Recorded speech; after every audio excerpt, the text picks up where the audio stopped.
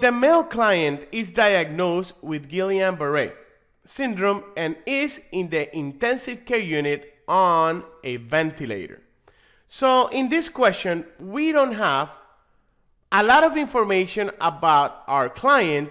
The only thing we know that is a male client. We have a diagnosis which is Guillain-Barré.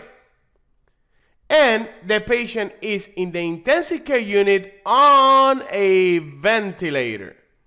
This is important because knowing that the patient is on a ventilator can tell you about the seriousness of this patient's condition, which cardiovascular rationale explains implementing passive range of motion exercises.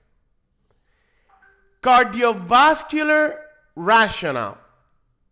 So the answer that you're looking for needs to have a relationship with the cardiovascular system. So if you're looking at the answer and it's not related to the cardiovascular system, it's the wrong answer.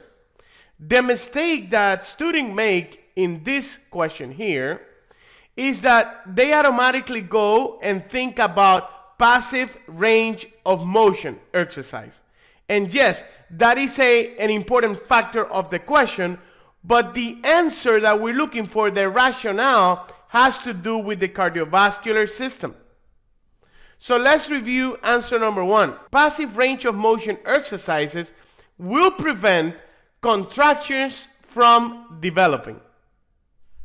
And yes, answer number one is a good answer because it is true. Passive range of motion exercise help prevent contractions from developing. However, this is a musculoskeletal complication, not a cardiovascular complication. So we can eliminate answer number one. And once again, I am using the process of elimination. Answer number two, the client will feel better if he is able to exercise and stretch his muscles.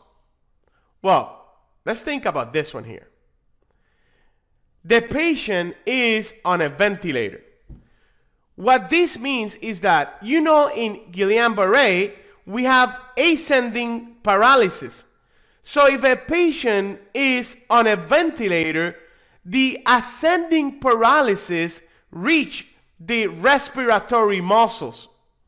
So we're looking at a serious condition, so this patient will not be able to exercise and stretch his muscles. That will be active range of motion. And we're talking about passive range of motion. So answer number two, we can eliminate. Answer number three, range of motion exercise will help alleviate the pain associated with Guillain-Barré.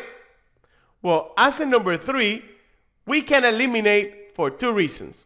One, it would not alleviate the pain, and two, it has nothing to do with the cardiovascular system. So answer number three is eliminated.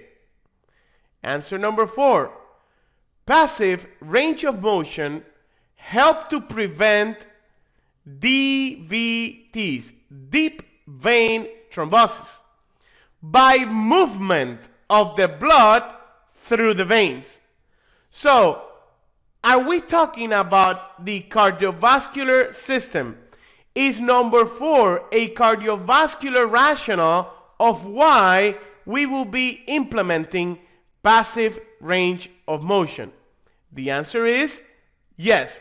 So answer number four is the correct answer.